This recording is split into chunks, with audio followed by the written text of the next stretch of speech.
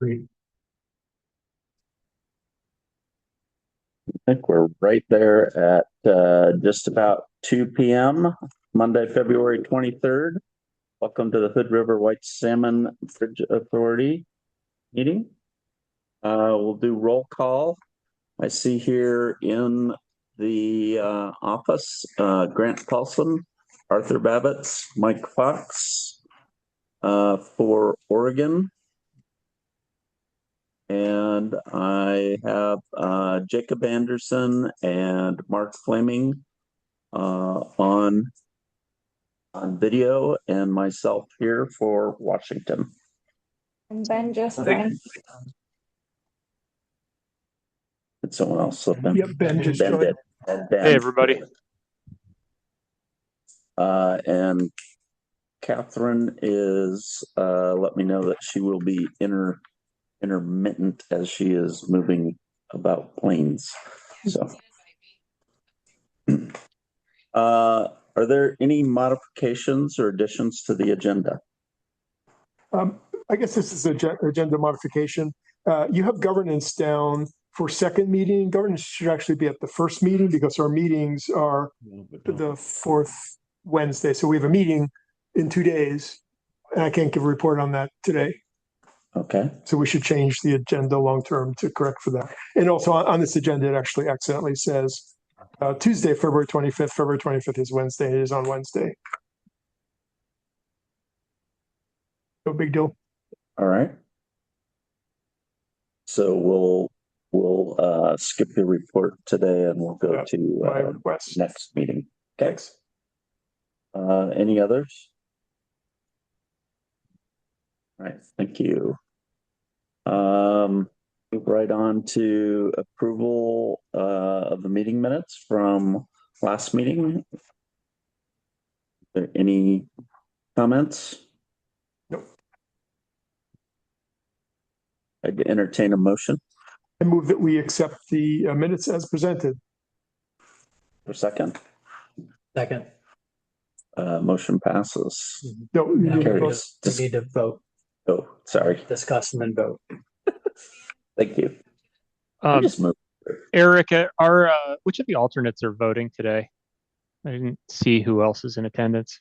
Do we need an alternate from Washington? We voting? have myself, Jacob Anderson, Mark Fleming, and yourself. So I think you're observing for right now. Thank you. Thank you for clarifying. So is there any discussion? Hearing none, vote.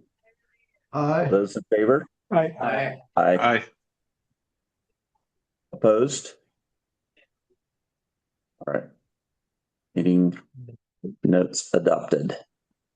So that gets us to executive reports. I'm sorry. These are not working quite as well as I hoped. We'll trade them in for better. We'll get you the $5 glasses next time. Yeah, so public comment, we'll do anybody here in the room and then hands virtually if you have something you'd like to add to the meeting. Anybody here? Virtually? Seeing none. I'll try the little glasses one more time. We'll move along to executive reports. Would you like to say something?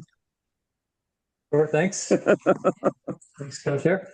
For my co-chair's report, Commissioner Fox and myself, along with Piper, met with House Representative Dexter on Saturday. She continues to be aware and supportive of our project. So continues to be thumbs up. Co-chair and myself, co-chair Eric and I met with staff and HRWSBA to discuss opportunities as identified during design. As opportunities seem to appear, always pending analysis and whatnot, it's essential for us generally as an authority to keep a few things in mind. as a function of PDB, Progressive Design Build. Thank you. You're welcome. Cost escalation. Yeah, it's not just you, Mike. Cost escalation is primarily a function of time, not materials. Every delayed decision on our end has a compounding effect on cost over time. And complexity drives cost non-linearly, i.e. the more layers and complexity, every interface in between governance groups, agencies creates layers of complexity. Thus, we should simplify and increase this decision-making aid. Thanks. Decision velocity with a consistent process for events.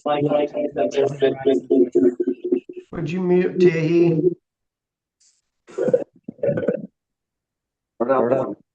We muted Tahi. He left. Yeah. Okay. Take it with it. And I hope you guys still heard that in surround sound. All right, thanks. That's it. Thank you, Grant. I don't have any other comments to make at this time. Mr. Shannon.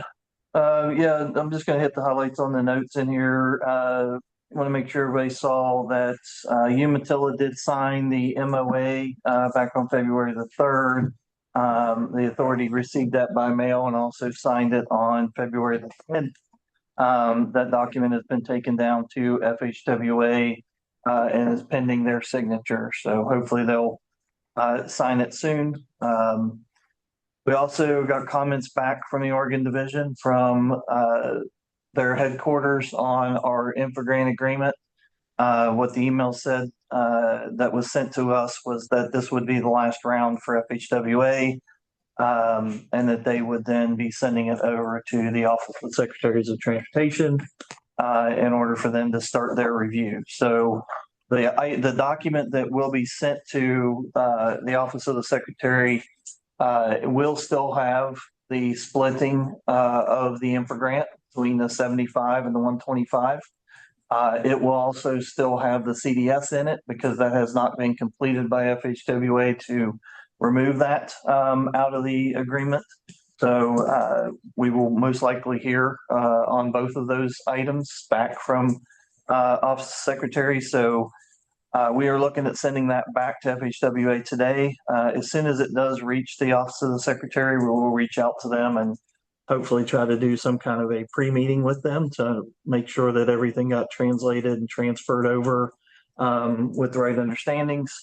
And we'll report back once we hear back from them or once we get something set up with the Office of the Secretary. Can you explain what you mean by this is the last round with them? Is this with FHWA? FHWA. So yes, they have sent it. This is the second time it went to their legal counsel. There was no major comments back. There was a couple clarifying questions that they asked, which really are based on comments they had given us previously. So we're helping them to connect the dots on their side as far as, direction we received from maybe somebody else within headquarters that maybe legal wasn't aware of. So we're just trying to connect those dots on their side. And Are there meaningful changes happening now? No. I thought, so No. it's weird that it's going through these multiple iterations with no changes. It is. Okay. I agree. And it's kind of weird that what's going to the Office of the Secretary is not going to be consistent with what the future document will look like because we're asking for CDS to be removed. So Right. I think it's automatically going to generate comments from Office of the Secretaries, but it will no longer be with FHWA. It will now be with the Office of the Secretary. So that's what, as soon as it goes, I think it would be beneficial to us to meet with the Office of the Secretary, explain why it's the way it is when they get it, and find out what they now want to have us address Right. based on that, hopefully to streamline or try to streamline that review process. And is it hard to get that review to happen, or do you have to go through our lobbyist, or is the connection automatic? We have some connections with HNTB has a few connections that we may be able to set up the meeting. We will also try to go through our lobbyist as well to get a meeting. So it's not as simple as they call and say, hey, we've got this thing on our desk with your name on it. Can you explain? I don't think it'll be that. I mean, I don't think it'll be super complicated. It'll Okay. just be a matter of somebody reaching out and saying, hey, we would like to meet. We know this has been passed on to you. We'd like to meet and discuss it. I Right. think it'll be fairly easy to get that done. It's having the discussion before someone spends a bunch of time scratching. Yeah, I would like to do it before they start down a path of reviewing it with a bunch of, and we don't know exactly what's going to get transferred, whether it's going to be all the red lines and they'll see all the previous working, or they're just going to get a clean copy and have no idea why it's where it is. So I'd like to have that conversation to show them the red lines, the Yep. historical, and get them up to speed. I just don't know how exactly FHWA will transmit it to the opposite sector. So question for you. Will Federal Highways be recommending approval of this or do they remain silent? My understanding is they will send it saying that they are okay with it the way it is being transmitted. So No. they would be okay splitting infra into construction versus engineering. FHWA has said that they are okay with that. That's a change because No, OST, Office of the Secretary has always been the one has said, and they haven't formally said this because they haven't seen it. What we heard was that they would not split it. So we will now get confirmation of that. Two different departments with two different ideas. One's okay. Yes, and well, I heard the discussion where Federal Highways didn't want to release this until we had all of the construction funding. the Office of the Secretary just will not sign off on releasing it for design. And there has been no indication that they will not sign it before we get all the funding agreements. But they won't release it. They will not release it until you're ready to go to construction. So the 75 million for design. We don't know. We've heard rumors that they are not willing to separate an infra grant into design and construction because infra was supposed to be a construction program. Till we hear an official answer back from the Office of the Secretaries, we don't know. That was the rumors we heard, was that they were not going to be willing to split it. It will go to them from FHWA split. And then they will have to get back to us about whether or not they will or will not split it. And I don't know what they're going to do or how it's going to get transmitted to them in relationship to the congressionally directed spending CDS funds. Yeah, now, as we've talked before, we've got sufficient funds to get us through design, but anything more than the basic design, we really need that CDS money. Correct. So it's been almost 2 years now for them to fuss with this. Yes. We've got to get that released and we need it by this summer, do we not, to be able to do some of the other programs that we need to do, like the test pile program to make sure we're not hurting the current bridge. Yes, and that is an FHWA ODOT discussion. FHWA has been having discussions with ODOT. From what I understand is that they are working on a solution. We are waiting for that resolution. A solution to the congressionally directed spending? Correct. question? Okay. So what I've been does told, what I've been What do you have to do with that? Well, ODOT will facilitate, because the way the congressionally directed spending money works, that money has to go through one of the state agencies. Okay. So in order for them to do that, then the state agency, which is ODOT now, was the lead. We got award through both ODOT and WashDOT. WashDOT has transferred, I'll say, that money, their 4 million, to ODOT to manage. Right. Then ODOT has the 8 million. So FHWA is working with ODOT to get ODOT to manage that funds. What we have heard is that ODOT is fine with that. They are willing to facilitate those funds coming to the project, but they do not have the resources to increase their management of the project.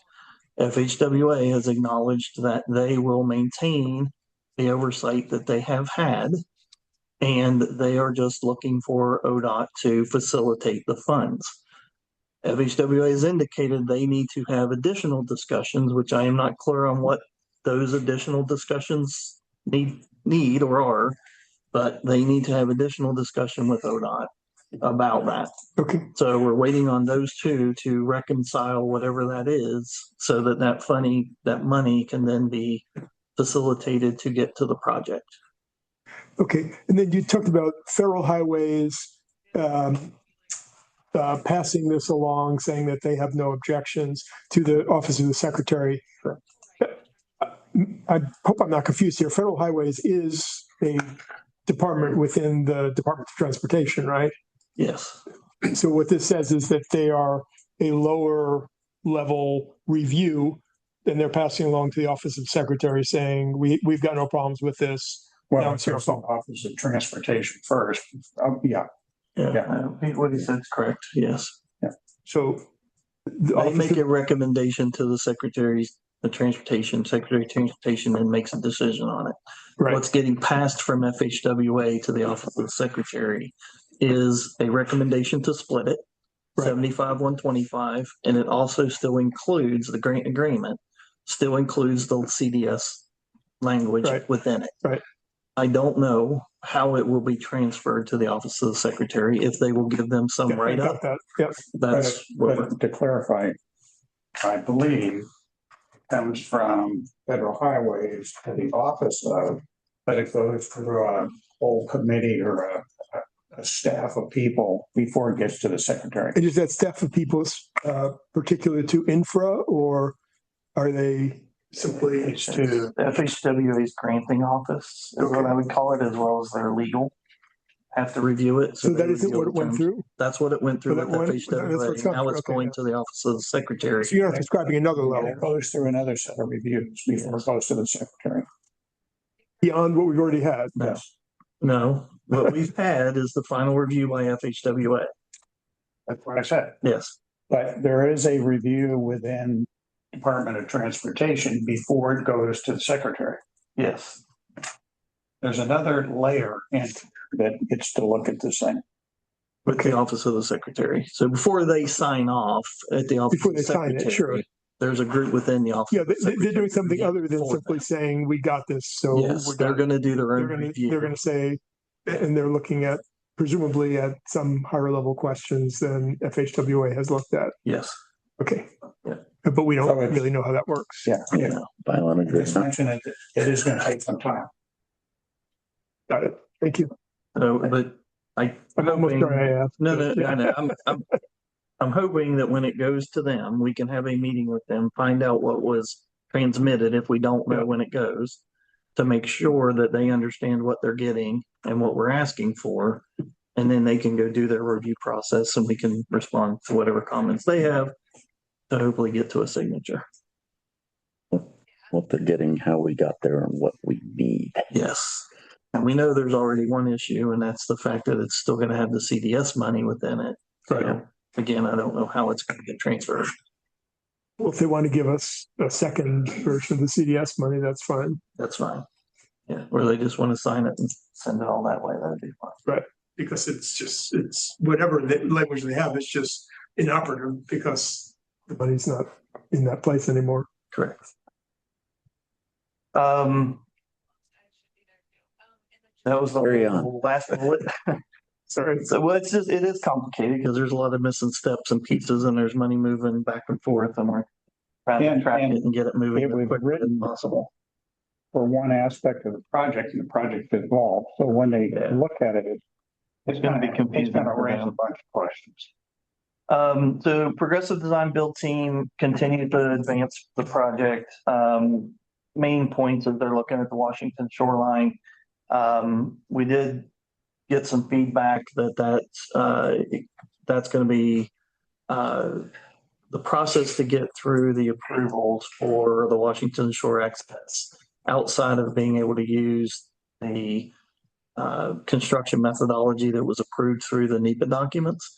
Any new or additional impacts to the treaty fishing access site is going to be probably more time consuming and cost to the project than moving forward with the current design. So that's what that letter that you included says? Yes. I read it like 2 or 3 times and I It figured basically, it'd be easier to ask. That's Yes. exactly what it says. it's exactly it. Okay, were you in on this meeting? Okay, It's an informational item and we'll come back and Okay, visit great. I'll wait in then. more detail, but, I can't wait. I'm sure. So we did also, the right-of-way staff has briefed Commissioner Anderson and Commissioner Babbitts. They're waiting to get some legal counsel direction, and then you all can I move think he was forward. I on believe. vacation in Cancun or something? Yes. Okay. As soon as he gets back and he can meet with you, they continue to monitor or look at the hydraulic design, stormwater design to just create the most efficient design they can there. There are 2 barges in the water. They did some borings last week. We've gotten some preliminary information. As with everything under the water that you can't see, the information is different than the information we had before. So they're analyzing that. It's 2 additional borings. So as we get more information, they've got 8 more to go on the Oregon side and about 6 to 8 more on the Washington side. So as that information gets fully analyzed and fully vetted through, their QCs and make sure they understand what all it's saying, and we'll bring that back and identify any impacts that may have to the project. So remind me, is it 1 boring per pier or is Per it shaft. 2? One So boring per shaft. Okay, and it's 2 shafts, 2 to 4 shafts per pier, Yeah, right? 2 shafts on every pier except at the river, and the first 2 set outside of the ones at the channel. I'm sorry, at the channel. So the 2 adjacent to the channel have 4, and the next set out have 4, and then everything else has 2. Okay, So the ones that have 4, they're still doing 2. Right now they're doing 1 at every location, right. and then they'll come back and do 2 at every location. As they do those Give me a second second. ones, a second one at every location at the second shaft. Right. As they do those, they will compare it to the existing information they have and determine if more are needed. Okay, So right now it's a little premature to really say they've found anything significant. But they're just out there collecting data. They're on schedule, according to their schedule, to get it complete by April. So we'll let you know if anything comes in to change that. okay. And so what you're saying is that if they see numbers that don't match what the study did a year and a half ago, then they're going to recommend additional borings They might, yes. so we cover absolutely every location completely. Yes. Yep. Yes, If there's any, yes, we can. yeah, there's, as Commissioner Fox has said, a number, you're talking about a 2-inch hole in a 9-foot circle. So as much as a 2-inch hole tells you about a 9-foot circle, that's what we'll know. Do you have any pictures of about where the bridge is before on the Oregon and the channel before the dams went in? Yeah. Can you tell? You're not going to see the surface. You can't, because it goes down very quickly. The bridge was built off a rocky point, and the water depth drops off pretty quickly off that rocky point. And so the photographs, even though the water level would vary by up to 40 feet during a season, I've never seen a picture which shows anything significant at the place you're talking about. I can show you the images, because we actually have a fair number. My issue is, you see waterfalls No, and localized columns. no. Definitely not. No, there's a mill on that location built around 1902, 1904. And then, all of their logs kept washing away every season, so they decided to move the mill. It turned out it was a bad place to put a mill. And that pieces of the mill remain for many years, and have a whole bunch of pictures of that, but they don't really, there's nothing that you would see in that would indicate anything about the river bottom, at least to my eyes. I'm not an expert on this, but happy to provide images if an expert Nothing might like be able to Salado see more. Falls sitting out there. No, nothing looking like that. And so we have a picture of the Washington side with no water, right? Yeah. But it's lowered the water. Okay. Channel. Yep. So, they're drilling one of those across, and then they go and drill back. Yeah. And then they can compare and decide whether that is. And they're tracking at about 1 boring for 2 days. Yeah, 2 per week. Since they got 2 barges, they did 1 boring per Okay. barge last week. Okay. 2 board. How many piers are there total? That's the first week. Well, I'm hoping 12. Like that. get a little better. And then we also 32 have, balls total. we do have an allowance in our contract already that we've committed, so we can decide to exercise that or not Correct. based on what they're finding in their recommendations. So, Correct. okay. And they'll compare that to the 2010 borings as well as 2023 borings to make decisions on, anything to variance they see. And What was this 2010 borings?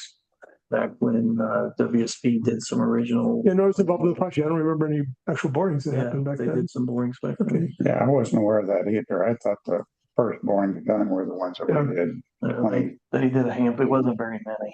They did a handful of them back then. That's all I had. Keep going, or are you done? I'm done. You're done, you're not? Oh, I've got one question for you. Could you brief us on where we are on that build grant? It's been sitting out there 267 days. So we are still working with HRWSBA to provide them all the backup for the closeout invoice. So they have 1 remaining invoice that will close that grant out. It's just over $400,000. Because they've had some change in staff of who's reviewing it. The current person reviewing it wanted to go all the way back and look at all of it because they're the one signing off on it. They wanted to go back and look all the way back to like WSP had a few invoices even against that. That was back in 2022. 22. So they're going all the way back to 2022 and validating rates of people and contract procurements to make sure everything will pass an audit. So we're providing them, collecting all of that information from the port and others to make sure they have everything they need. So it was like $29,000 or something. Yeah. WSP charged to it. So 6 people, I think. So, but we need to validate. Has the port provided the information yet, or? We have not received it yet. Yeah. And like HNTV's profit margin calculation, it took like a couple of months for them to provide all the documents that they did procure. So it's gonna take another month or so because they have to go back to the OTAC who procured WSP's contract. So that's how back it's going back. So as soon as We're going to spend more money than $22,000 saving $22,000. Yep. You are correct. Yes, you will. Why don't we, suggestion, Yeah. Don't give up the 22,000, get them. It was already approved and It's reimbursed. already been approved and reimbursed because it was approved by the previous FHWA person. Who's no longer with FHWA. The new person that's reviewing the information wants to validate what the previous person did. They're holding up the latest invoice because of. Because it's the last one. Yeah, they're holding up the latest reimbursement. Right. Yes. Is it possible to suggest that if you're worried about 22,000, you hold back 22,000 and pay out the other 400 and some odd thousand? That's where. And then we can. So the $400,000 invoice outstanding invoice doesn't do anything with this WSP's We invoice. understand that. So they're Yeah. just saying that can he approve the reimbursement for everything except Minus for the that he's checking? 22,000. Yeah. And sign off on it and get them to close the contract. We're going to spend won't more than close it. $22,000 chasing We $22,000. will not close it until it's all done. You might get reimbursement for a portion of it that he's verified, but will not close it until they verify all of it. I mean, it would be interesting to try that just so that there's another evidence of an alternate way of solving a challenge. And I'm sure the Port of Hood River would like us to pay them back for the money that they want us to pay that invoice. So True. that I think. It would reduce the amount that's sitting on somebody's books. Yeah. So, yeah. Oh, I We think can it's in the best interest of the taxpayer too. Right. We can ask and see. Good suggestion. It might give us something to poke with next week. We'll make that request. Well, an alternate I'm sorry to take up time. If they're hung up over $22,000, Mhm. why don't they deduct the 22,000, keep their evaluation going and pay us back the other $250,000? Yeah, we will approach them and That's what we were saying. All right. have them hold on to $22,000 and pay off everything else. If that's the last piece they are wondering about, Yeah. but it's coming back every other. No, but what you described that they're doing is that basically they are auditing the project to make sure it will pass an audit. Yes. They're auditing things they already approved once Right. and then going back and checking it again. Almost 4 years ago. No, I remember that, yeah. Just making sure I understand. I would say a good lesson from here on out on grants is you never make your last grant request for $500,000. You make sure your last grant request is for $20,000. You go. Yeah, that's probably a good thought going Or forward. $12.50. Good idea. So do we, it's the second meeting, do we have someone to do a legal report, or are they? Mark is not gonna make it. He had a family emergency come up and he would be back. He will do it at the next meeting. Okay, so we'll move right on past that. Dan, would you like to lead us in the Song. government relations? Thank you. Song would be nice too. That'll happen. We have a I think a sing-along would be good. Make that happen. Well, this is being the second meeting of the month. This is the brief update from me. Our lobbyists give the longer update at the first meeting of the month. So they've all passed around a few notes. Mike covered a good bit of what happened at the federal level. Conversation about congressionally directed spending. A couple other things from our most recent meeting with Summit Strategies. Of course, there's a partial federal shutdown happening right now. Congress did not pass the Department of Homeland Security funding bill, so a few agencies are shut down, but I don't believe that being our project. There is a Coast Guard. They were approved. That was the only one that I've heard anybody say. Oh, Jeff, if you've heard, that's the only one I've heard. Progress said they're on furlough. Yeah. Coast Guard. The Coast Guard is on furlough and there isn't any funding. Our initial application went in, but they're not looking at it. So that's the impact of the project, I think, so far. Coast Guard, yep. Still no news on Bridge Investment Program award timeline. Fortunately, we're all keeping our ears to the rail on that, and there's been no news. Thank you to Grant and Mike Fox for attending Representative Dexter's Hood River County Town Hall. It's great that our members of Congress do those, and I appreciate when folks show up and attend.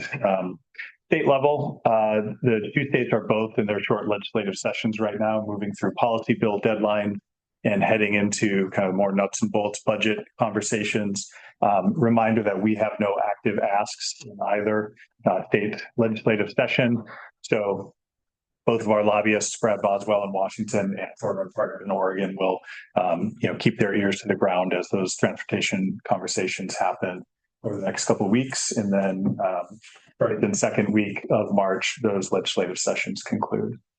And that is it. I guess on the local level, we did wrap up our local government project updates 2 weeks ago. Mike Shannon presented to the City of Hood River Council. So thanks, Mike, for wrapping those up. We do have one upcoming presentation. Well, two, actually. We've got one next week to the WashDOT Project Engineers Annual Conference. And then March the 12th, we have one to the Asphalt Institute. No, Concrete. The Concrete Institute. So next week, you Don't get those confused. No, Yeah. You make that mistake at that Nobody tell the concrete people that There's a little black mark that just popped up next to your name. A little gray mark. Yeah. next week, we're talking with Washington Project engineers. project engineers about the lessons learned from progressive design build contracts. So it's going to be myself from the owner's perspective, Mike from HMTV, and James from Keywood. It'll be kind of a panel approach for questions will be asked. And We'll make up answers. And you guys will not be wrestling by the end of it, will you? Hopefully not. Depends on how ornery Mike gets. How about, do you want to talk just briefly about what we're trying to do with the community on apprentice programs with the unions? Yes, we are working with the unions to stage a career fair of sorts involving the local high schools. Plans are still in the works here, but the idea would be to partner with the construction trades unions who can have representatives from their individual trades come out, stage the thing somewhere. Iron workers are there. You get to, kids can come in and see what the day of an iron worker looks like. Plumbers and pipe fitters, electricians, laborers, carpenters, all these different crafts. So good opportunity to engage some high school students who are thinking about their careers after school, and a good opportunity for the project just to be out in the community and sharing the good news in a project update. Is it scheduled yet or still in the works? But school time between Spring and the end of the school year. spring break and the end of the school year. Okay. I was up in the Tri-Cities on Friday, and I did go by the Union 238, their training program, their training center up there. It was amazing. The welding that they do up there and the tubing and whatnot. They have 250 kids going through class right now. They could ramp it up to 1,000. Really? In the facility. The facility is amazing, and they'd be happy to come down. Or if kids want to, they've offered bring them up or send them up, and we'll take them through the school, let them weld. Have you seen the similar facility at Columbia Gorge Community College? Because I'd be curious to know how you compare it. It's definitely smaller than you've described, but not by a lot, right? Grant, what do you think? Yes. How many kids do you think would go through that? I haven't seen it. Oh, you haven't seen it? Okay, yeah. I'm aware. I've seen it, and a neighbor of mine is in it, and it's quite. I mean, I was drooling all over it when I visited it because it was like I look at what I have in my garage, and then I look at what these kids get to use. It's like maybe I should just enroll in Wasco County or it's in the Dalles. Yeah. They have 3 cohorts. One is the welding and it's a relatively new facility, so it has CNC. They had their opening on Friday for that. Yeah. It was well attended. Jake was there. Oh, with Dan Spatz, he was sure to know better because he was there when he did it. Right? To college. Yeah. He could probably tell us how many. I can't help but intrude on that one. I think it's 50 to 60 students offhand, but you have a standing offer from the faculty there, Robert Clark, to create a 3D printed model of the bridge when you have designs. They do 3D printing both in plastic and metal, and I think combinations of those. Jacob was at the grand opening on Friday. I had to miss that myself, but Robert's very intrigued in this project, and that would be a pretty cool model. Just FYI. How big can they make? Yeah. Could we have it done at full size instead? Sorry? Can they do it full size for us? That might be a little bit past scale, but we could talk to Robert. Thank you. One leg every Thank you, Dan. time. Thank you. Dan. Thank you. Thank you. Dan. Dan. Partner updates. I'm not. Do I see? From Washington. Carolina's from Washington. Okay. Washat, any comments to make? No, thank you. Okay. All right. Well, we'll keep moving along. So, consent agenda. Invoices for this month. But I had a chance to take a look at them. To approve the invoices. Are you doing the whole consent agenda or just the invoices? I think the invoices yeah. all order on it. Good point. The ENC group did look at the invoices, and we Concurred. Yeah. We'll second that motion. Is there any discussion? Those in favor? Aye. Aye. Aye. Those opposed? All right. So we're moving on to committee reports. We get with engineering and construction. I'm going to let you talk about it. Okay. Thank you. Kind of summarize, we talked about the bridge monitoring system, which I think is going to get updated a little bit later on. We looked at the financial report this time with HNTB data added to it. So John and HNTB has added earned value to the tracking system. So what is that? Sorry? Could you explain what that is? Sure. So basically in the past with HNTB, we've had what was the planned amount of money to spend and how much do we actually spend? You can't tell whether you're ahead or behind schedule or over or under budget for the work you completed. Okay. Earned value basically says, based on your percent complete, here's how much money what you completed should be worth. And you can compare that to your actual.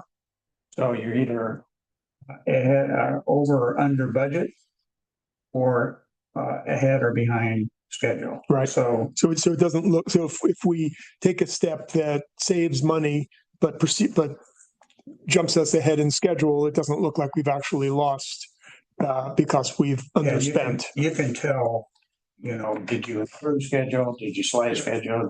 Are you, for what you got completed, how's your budget doing? I've seen the reports. I wasn't familiar with that terminology. So in a nutshell, HNTB planned to spend $8.1 million to date. They've spent $6.6 million to date. But that doesn't say, is that good or bad? What they've earned is 6.3 million. So similar to what we saw on Kiewit, they're showing they're behind their plan, but they're a little bit over the budget for the work that they've completed. Their actual number is 6.6, earned is 6.3. So they're a little over, not too bad. Are you're not worried about that? Not yet. I'm concerned about the schedule right now, schedule and earned. And in March, HNTB is going to do an audit of both Kiewit, and it will reflect back on to some of your earnings as well. And we'll see where we are. Kiewit believes that they're still going to meet the end schedule.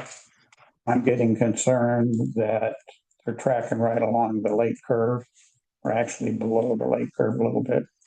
But we'll see what happens when we get back on schedule on the performance. It's a big chunk of them. Yeah, most of that falls down to the delayed schedule and starting the core one. So the question is, the good news is Kiewit didn't just load up the schedule with staff, right, and not get anything done. Right. Likewise with HNTB, they did the same thing. So if you look at their staffing curves, they're below their staffing curves and they're behind schedule a little bit. And that's actually good. You could be on the planning curve and not earning enough and blowing your budget. So the other thing we talked about is test pile program. And there's going to be more coming out on that. We've asked Kiewit through HNTB to put together a test pile program. How many piles would they like to drive where? And the location is really dependent on going back to the old bridge. Where do they feel is at most risk of driving a pile? And I believe the approach is right around the channel. The lift span. The lift span is a critical area.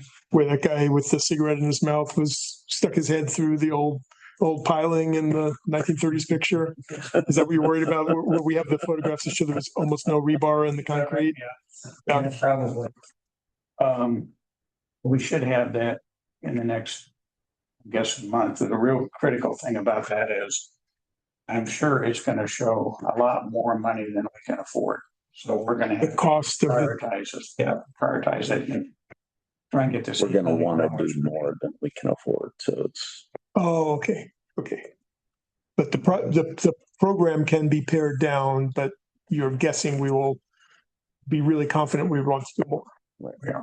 And right now, none of it's in the current budget. None of it. None of it. Okay. So we need that 8 million in the congressionally directed spending in order to fund a good portion of it. And the earlier we find it, the more opportunity we have to design the trestle so it doesn't hurt the bridge. And there was a drawing that was associated with these test pilings that was in your meeting. I think we don't have it in this packet. I could not follow that. Do I need to follow it? No. Okay. Just bring the money. I cannot follow that either. That's kind of the end of my report. I just didn't know the difference between the little black dots and the gray boxes. It's the little purple or maroon dots. So mine was black and white. Problem. Maybe problem.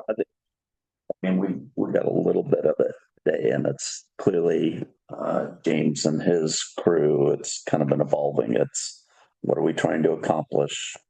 What would we like to know? What can we know? You know, the emphasis is we don't damage the existing bridge, but there's also James can correct me if I'm wrong. Their engineer said, no, this pier right here is working really hard. I'd really like to see what happens when we put one of the piers there. And it's next to one we're a little bit worried about on the existing bridge. So that's like you get a twofer for that. So is that a good one or not? And other information, kind of balancing that. It's like noise during the pile driving for designing bubble curtains and so on to minimize the impact of the river. Okay. So we did modify the agenda, and we're going to push the governance and administration report out to next meeting. Next meeting, yep. And continuing forward, it should always be the first, not the second. Okay. I mean, I did give a report last meeting, and it didn't occur to me that the reason why I was giving a report when it said I wasn't supposed to was because it's been backwards. I don't know how long it's been backwards. I don't know how long it's been backwards, but it is backwards now somehow. All right, we'll see if we can get that corrected. No big deal. No unfinished business, so no action items. So we're on to informational items. Key message update. Nothing new in that department, but we are giving the website update. So is that, This is the point, Amy, if you're able to share that PDF that Marie sent over. So I'm going to talk a little bit about a website refresh that we're going through on the communications side. We'll talk a little bit about why we're doing it, and then we'll walk through a couple of mock-ups here. So we are embarking on this to better align the project website with where we are in the design phase here and in the project itself, and to enhance clarity around some of the questions we've been hearing from the community. I think our existing site is in decent shape, but it very much feels like it's something we put together kind of at the beginning of the project and have been building components onto. This is an opportunity, since we're in kind of this narrower phase of the project, to kind of update the website and make it reflect that. So it's the front door, it's the project's front door to the community, or the community's front door into the project. And so, one of the items we want to clear up here is some confusion between the project website and the Bridge Authority website, which makes perfect sense for the authority, the government body, to have its own website, and then for the project to have a site as well. Just over the years, as both of those have developed, there's been kind of some cross posting. So does that make sense? Because if we were the State Department of Transportation, we'd have, ODOT.gov and all the information about. We're not. I mean, we have only one project. Commissioners and so forth. And then we would have a separate page for the project itself, or at least a separate section. It's not two separate websites. It's really the project is a page within the authority's website. Right. I mean, there's two different addresses, but it's really Yeah, I was just set gonna up say, you to enter go- you enter it from a different place. Yeah. You can go to either one and go back and forth. The idea will be to update, most of this refresh is happening on the project side, but there will be a little bit of narrowing on the authority side as well, so that anything about the project will direct to this. So there won't be separate efforts. And the authority website will live on past the project. Correct. In the future, the authority website will continue on and the new bridge website will fall by the wayside at some point when we have a brand new bridge there and everybody uses it and it's just old hat. As the project completes, project's done, project closeout is done, and so there may not be a need for the project website to continue to be updated, exist. Especially because no one will have websites then. After we'll have AI chips in our brains. Yep. Yeah, nested website within the authority site, if I can put in layman's terms. Yeah, I think I'm just not convinced that the distinction is something that the public understands or appreciates. I think it simply is a source for confusion. Understand that. I agree with that. Okay.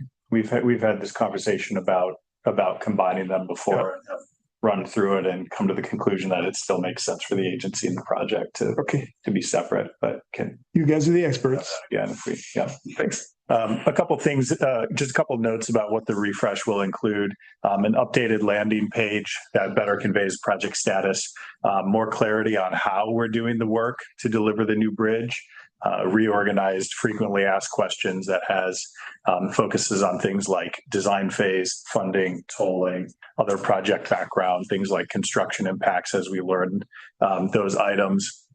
And then, of course, the old bridge has a lot of the current website has a lot of photos of the old bridge. The new site will lean more on renderings and as those develop. So this here is a mock-up of the new landing page. So Amy, if you could scroll down a bit there and just give everybody a look.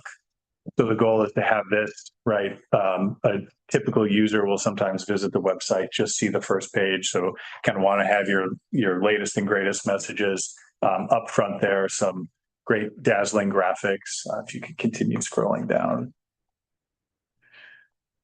Quote, and then a footer with partners and project contacts, kind of like we have today. And then if you could just pause. Could you go back up for just a minute, partner? Go up one. Right there. Right there. We want to put our tribal.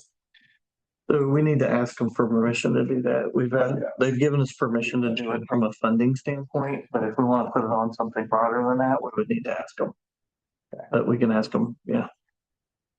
And this is the text and stuff you have here is obviously just draft, right? But just it's a sort of pet peeve of mine. It says you're building a bridge for bicycles.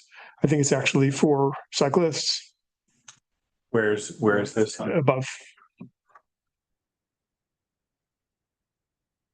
No, we're just going to put lots of bicycles up there. We'll just park them. A new connection for bicycles and pedestrians. Oh, okay. I see. I also learned that your eyesight is better than mine, Arthur. Sorry. Had a lot of. You should see when I put my glasses on. I can see right through it. Yeah, I hear that, and a lot of this is placeholder text. Yeah, that's fine. Yeah. It just the focus is on what we do for people, not objects. Right. Yeah, that makes sense. Just a mock-up of the about page here. So we want to streamline information, and on the current website, like I talked about before, is kind of these components have been added to it. So when the web team at HNTB did the map, it was like 12 columns and lots of squiggly arrows connecting things. And if you click here, it'll take you here and then back and around. So part of this, the streamlining will be narrowing that down to a site map of about 5 columns. So it'll just be easier for folks to get around to see the information that they want to see. We still have to have some information on there like project documents, the old studies that we rely on and so forth. So we'll continue to have an archive in there as well. But this is an example of, bless you, an example of the about page that will be a little bit more interactive. So as folks click down through the benefits of the new bridge, they'll kind of see like a different rendering or some more project background and information. And of course, this is all being built through Squarespace, so it should be fairly easy for the project team to keep it updated as the project continues. So the things I'm still on a weekly basis running into people who are shocked to find that we don't have all the funding. Yes, you right there, you got something which explains that, but just again, it's just so frustrating to me to constantly be having the same discussion with people about the fact that the bridge is not a done deal and the funding doesn't exist. So it'd be nice to correct that. And the second thing is I'm constantly seeing discussions and arguments online about how plain or ugly the design looks when we know that there is no design. There are renderings, and those renderings are, again, even I know that you have cards and stuff that show the rendering and say this is not a final design or whatever, but they get passed along without that warning on them. And I know it's just last week there was a big argument about, not argument, there's a lot of heat about this subject on the Columbia Gorge News site about an article that they had published which included one of the renderings, and then people talked about how plain the design was and ugly, etc. So I don't know what we do about that, but those are the two most persistent problems that I have to deal with as just someone who's out in the community a lot. Well, I think for the website, I mean, what? Like I said, we will be leaning more on the renderings, and we'll make sure that we have, the kind of appropriate disclaimers up there about what these are and what they are not. And we'll continue to update those as more information comes out.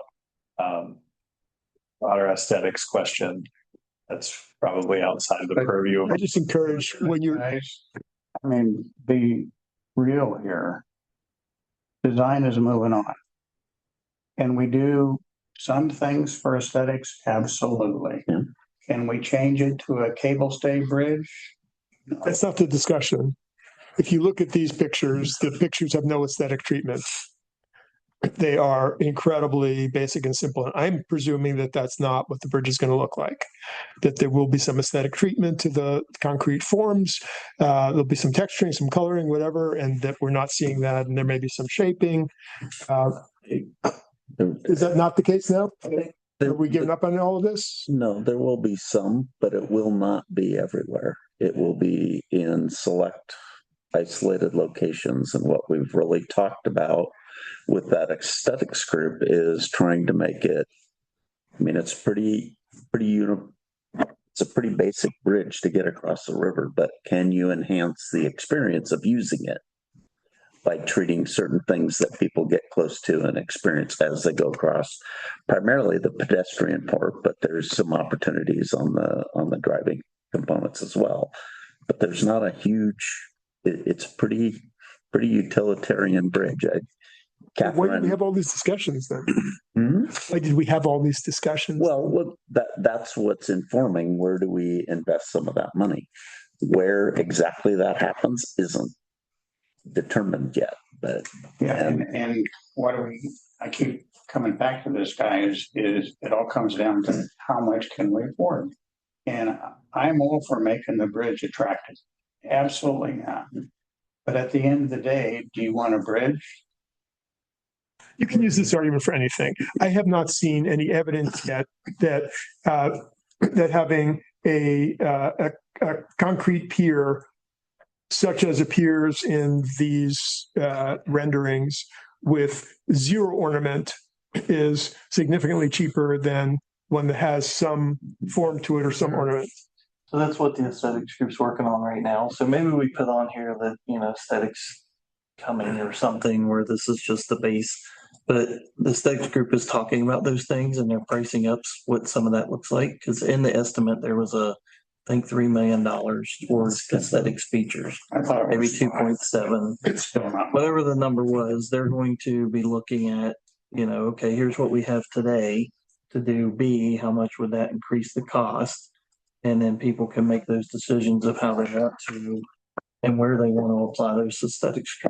So if you look at work that ODOT does in the 70s and 80s, they did things like the bridge that we have that goes over the Hood River, which is just about the simplest, unadorned design with absolutely no. This is the Button Junction Bridge, the bridge from State Street to Button Junction, right? The most basic, most ugly potential solution you could have, and then in the 2000s and 2010s, when they did the underpass at exit 64, the Hood River in underpass under I-84 there, they had a different philosophy then, and there's surface treatments, Form liners. Thank you, form liners. That's the term I was looking for. They're form liners, which, I mean, this is what ODOT does with all of their stuff now. So I can't believe that they're spending a huge amount of additional money on things. I think it's just a different aesthetic, and they're willing to spend some money on what things look like. And we went through all of these drawings, examples of bridges across the country, and looked at the Native American inspired, was it the Navajo Bridge, or I forget which, with different ornament built into it. We had all these examples we looked at. So I want to know if that was just it's part of the discussion, but we haven't landed on where does it go and what does it cost and how do we lock it in? I mean, if you think about it, we've got all these pieces that are all moving around the board. Sure. And we've got this little pot of money that we think is coming. How do you match the two up? So I understand we are currently communicating to people through what we call renderings that the bridge design will have zero ornament and will look like the Glen Jackson Bridge. Right. We could do better than that. Right, exactly. I think we can do better than that, and I want us to have that discussion. And I think I may have suggested a previous time that a way to do that when you have these renderings is to use the charcoal drawing style rendering, which is just a filter you apply, kind of AI change your drawing for you, but something which suggests that this is an earlier version, that this is not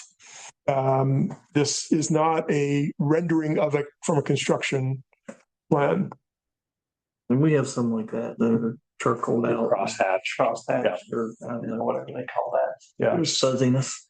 And this is something that we can communicate to, like kind of in the context of these renderings about where we are in the process and what the aesthetics work is, and as it continues. But I think, like Eric said, with all those pieces moving around, I don't want to say too much about what's to come, since we don't know. We don't know what those finishes are going to look like, so don't want to misset expectations. But we can be more clear about what these renderings are and what they are. And what they do represent is how many piers are in the water, where the caps are going to be, how many lanes, the basic structure of the bridge.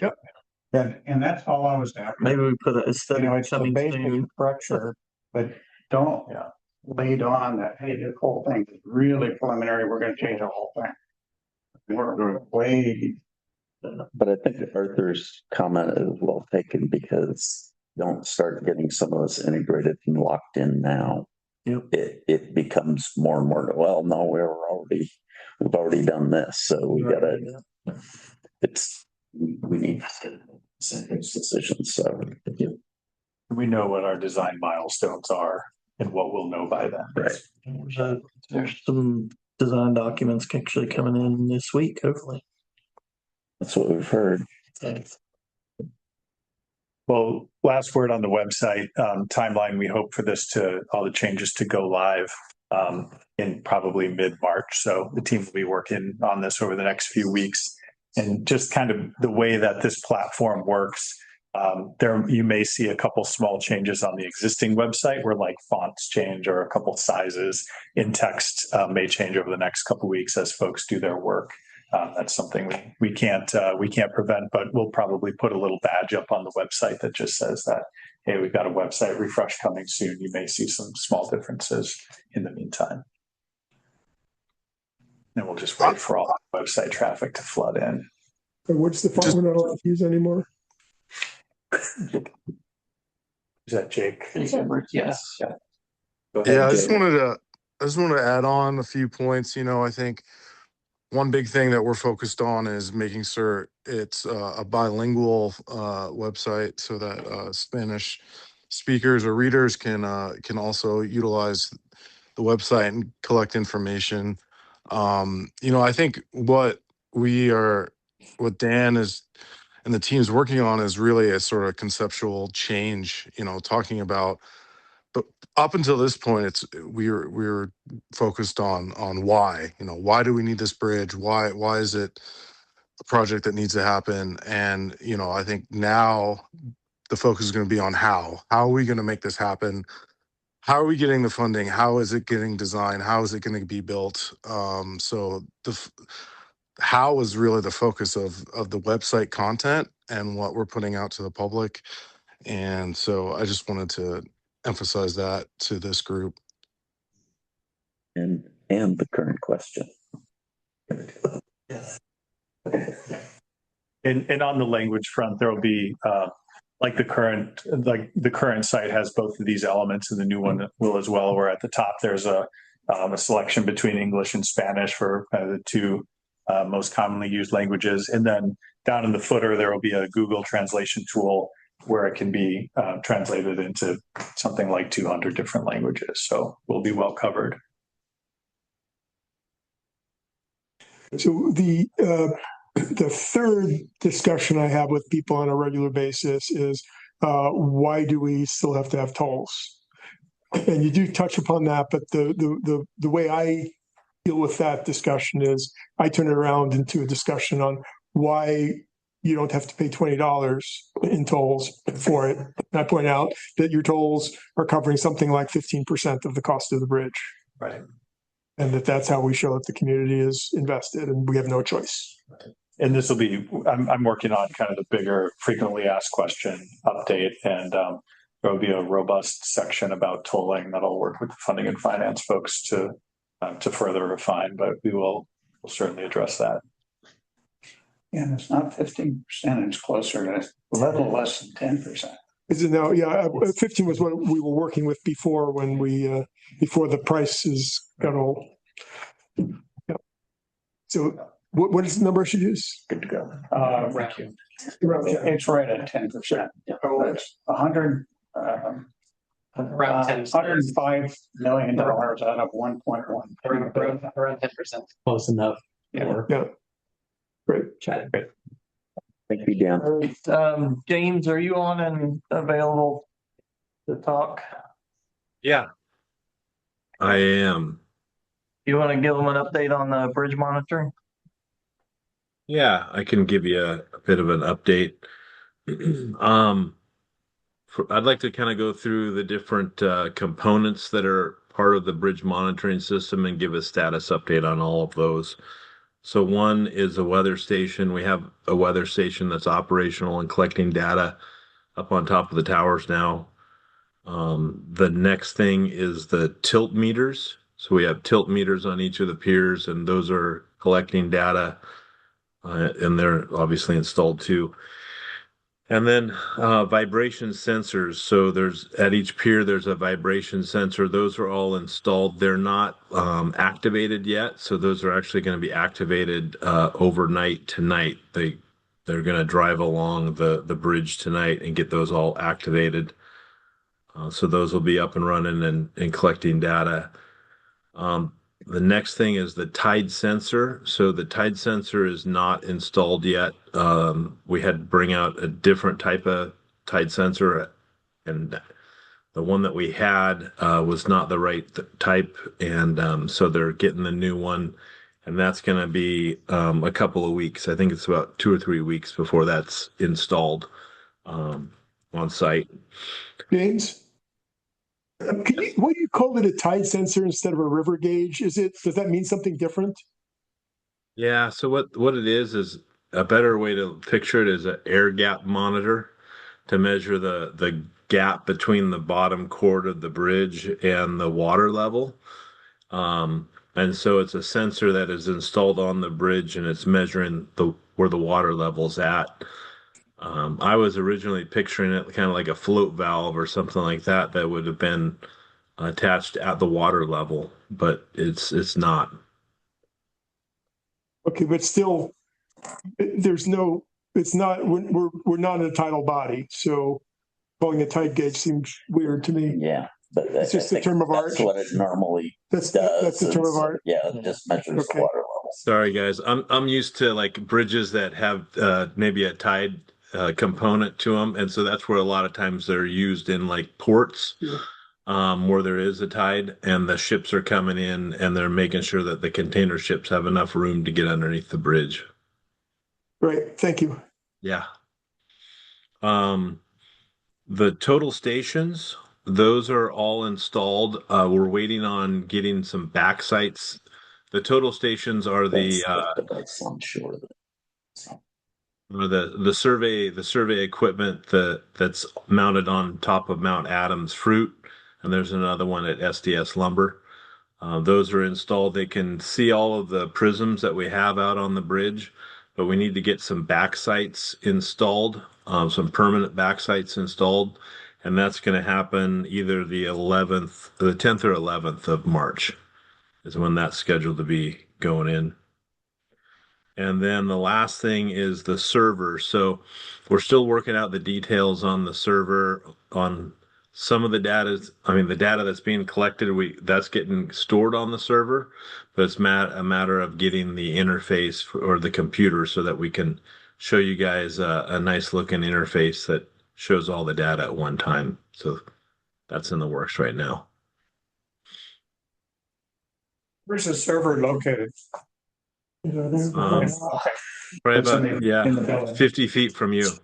I know which one you're talking about. And James, you said it's already collecting data. So once we get the servers and the dashboard up, that back data will all show up. Yeah, the back data on the weather station, the tilt meters, and the vibration monitors, that will all be we'll have all that data. Okay, great. And have we yet answered the question on whether any of this is proprietary or whether this is all public information, or how have we dealt with this? I think we determined it's up to the authority. And once you guys see what data's out there, Then we can make a decision. on how you want to share it and what it format you put it out in and that. I think the issue is probably going to be the tilt meters and the vibration. If people see it starting to move around, is that good or bad? So if we're going to throw it out to the public, we need to educate the public what it means. Be something on that project website on how to interpret the data. Or don't interpret the data, just watch it. Weather station we can leave up to everybody else. So that's something else that is a discussion point, is to have, what are we going to do with the data once we get it and who's going to interpret what? So that's the next level of discussion, I think. But that has not happened. I just wanted to determine that decisions have not yet been made. Thanks. And you really remember that the original purpose was for this test file program and make sure as we're building the new one, we're not hurting the old one. Yep. Now, we're getting a lot of other information as, oh, by the way. Well, that wasn't the whole purpose. Also, by getting the weather baselines, we're hoping to better inform the construction process, right? Yeah. Their estimate of weather related. How many days a year they can typically work, stuff like that. And you're going to want we want to get a baseline for the bridge as it is today to see what it's doing out there today, because I guarantee it's moving more than people realize. I was standing on it when a marching band came along and I could feel it move. So I know that it definitely moves. Yeah. All right. Anything else, James, on that? No, I think that's it. Okay. Thank you, James. Yep. We kind of alluded to the Umatilla MOA. Yeah, nothing really else there. We'll just need to, we have a meeting on Thursday with FHWA. We actually have one tomorrow with Umatilla and FHWA, so we'll find out what the status is there. Well, gets us to the next item. Yep. So in your packet, there was a letter that was drafted in response to a meeting that we had with FHWA last week. And I don't know that it takes an action, but thought is necessary maybe to have a discussion if anybody has questions. Yeah, I mean, reading the letter, did we do something wrong? Are they upset? We did not necessarily do anything wrong. There are certain steps and processes that they want us to follow in relationship to the treaty rights and the government to government consultations that need to happen with each tribe. And who are they protecting? Are they protecting the tribes or are they I don't know that they're necessarily protecting anything. I think they're wanting to make sure that there are no misunderstandings with the tribes as far as what the impacts are versus what the tribes might hear or perceive them, and that they all have a fair chance to comment. Right. Sure. I guess I got the feeling from reading this that they're trying to protect the tribes from themselves. In other words, that the tribes, in reading this, I read it as the tribes are interested in talking to us and seeing what the possibilities are, but they're saying, no, you can't talk to them. And yeah, I see some head nod. I think that's correct. Okay. I think it's that the authority cannot have government to government discussions with the tribes and make agreements. FHWA has to do that. Okay. And they don't want to do that at all. And well, there's a process. There's a process to do that we think is going to be time impactful. So the process tells us that therefore we cannot proceed and do that.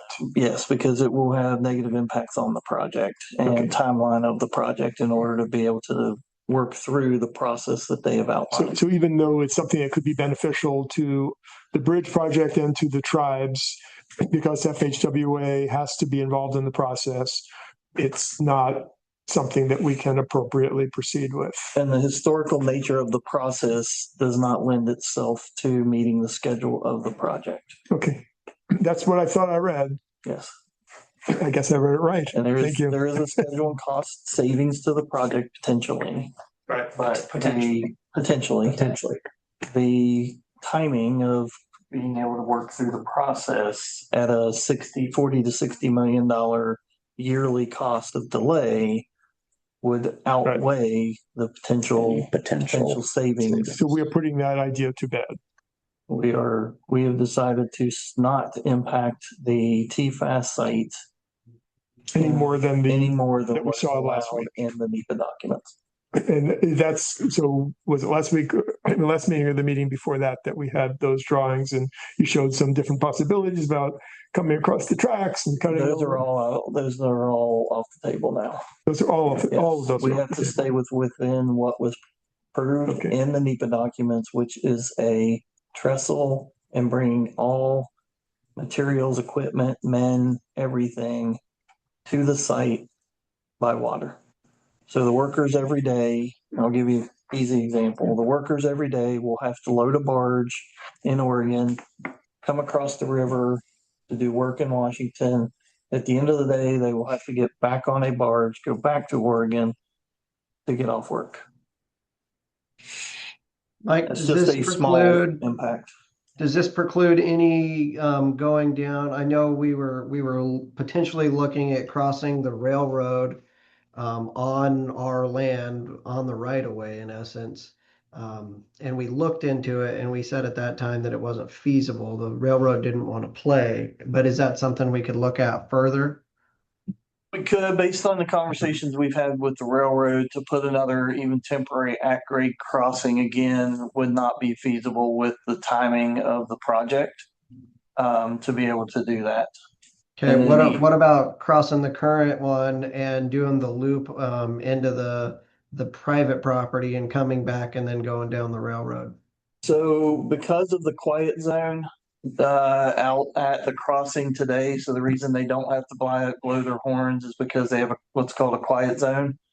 There's very specific requirements in order to have that as a quiet zone, which includes the curb and delineator that separate the two lanes of traffic coming down dock grade that go across the railroad crossing. You cannot impact those at all, even temporarily moving them out of the way and putting them back. His point is coming down through. I'm getting there, but you can't get to, even if you go through the landscaping, you have to come back down and go around the quiet zone. And that requires you then to go through a corner of the TFAS site. There's no way to access. If you did the loop into the private property, why would you have to go across the TFAS site?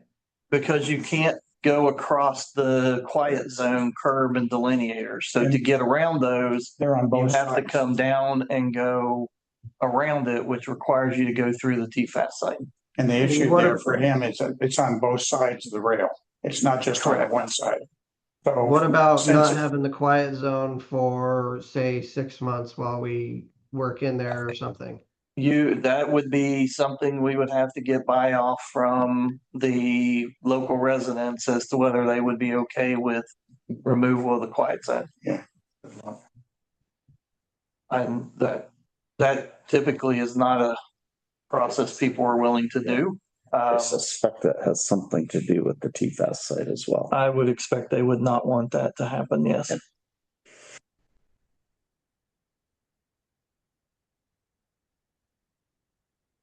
What about, did you guys already take a machine through there to do the drillings?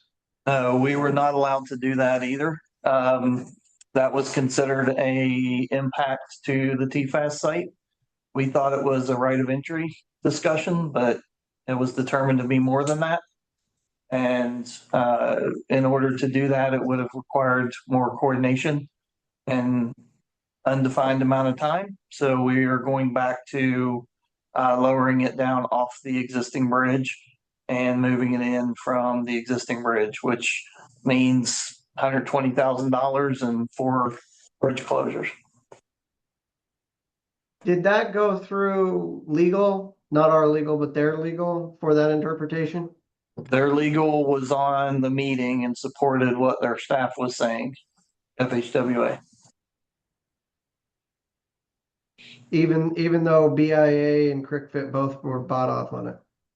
I would say BIA and Cryptic were willing to continue the conversations. The people that were at the meeting were not comfortable at the meeting signing off, but they were willing to continue the conversation and did not see it as their impressions to us was that it was not as big of an impact. FHWA thought it was a bigger impact than that.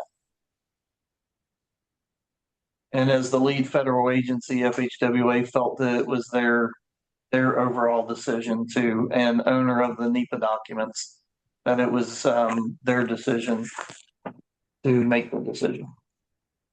I will reserve all of my comments for a non-recorded meeting. Just be really careful about that. He's going to reserve his comments for a non-recorded meeting. We don't have non-recorded meetings, so you don't have anything to reserve. Is there anything else on that anybody wants to get on the table per se? Is everyone okay with sending? Staff can just work with you to send the letter. I guess. Better sign the letter. Two things. Number one would be our timeline is completely dependent on a BIP application or 2 BIP applications. If those BIP applications at this time come through with, they don't come through with the funding. I don't like the way this document is worded because it's saying we're not going to go back and have that conversation. We revised that sentence, Jake, to say that more like at this time, I think we reserve the right to come back in the future. We changed that sentence. I would rather not send anything. We told them we owed them a response because they want to know how the authority would like to proceed forward. They're holding up signing the MOA with Umatilla until they hear back from us, clarifying our particular position. I think this letter, Jake, is It's valuable because we did have a specific meeting about this issue, and it does clarify our roles, their roles, and what each of our understanding is from that discussion. I think that's kind of the important piece of the letter at this point. No, I think we would, to take Mike's idea on what to saying at this time, I think we need to be a little bit more specific than that. I think we would need to say, if funding does not come through and we're gonna have $60 million expenses for every year that it doesn't move forward during that time, while it's not moving forward, we can go back and look at other options to try to cut that $60 million expense down as much as possible. We could look at massaging that to say that if the timeline of the project changes, we may revisit this conversation. However you want to put it, I trust you. Okay. So I guess I read the letter as simply memorializing the conversation that did happen. Correct. So it sounds like it accurately, I mean, I got from it, my summary of it matched your explanation of it. So I think it covers that. I don't have a problem with us adding to it some additional note saying that we may want to revisit this if schedules change, but that's not what was discussed in the meeting, was it? No, it would, yeah. So I'm fine. Second for last. I just want to be clear on that. Thank you, Jake. Financial report? I see Debbie's there. Still on. Sorry, I'm trying to figure out how to get my, oh, there we go. I don't use Zoom very often, so I always have to remember where the camera is at. I don't really have much to add to or anything for that matter, to add what was in the packet. We did draw down, I went on vacation for a week, and so the money in the bank account in the checking account was getting a little low. So we actually did draw down on the LGIP to give us that cushion, which you are allowed to do under your agreement with the port. And so we ultimately did not need it. So I need to put that back in the LGIP. But we are watching that discussion you had earlier about the $404,000 build grant. That's, $404,000 that would go back into your bank account. I did want to clarify really quickly that the port, you don't owe the port any money, and the port doesn't owe you any money over all of that. The invoice that's under question and the stuff they're doing about WSP. That was submitted to Federal Highways. It was paid. So the port paid the invoice. This was back in 2022 before the Bridge Authority even existed.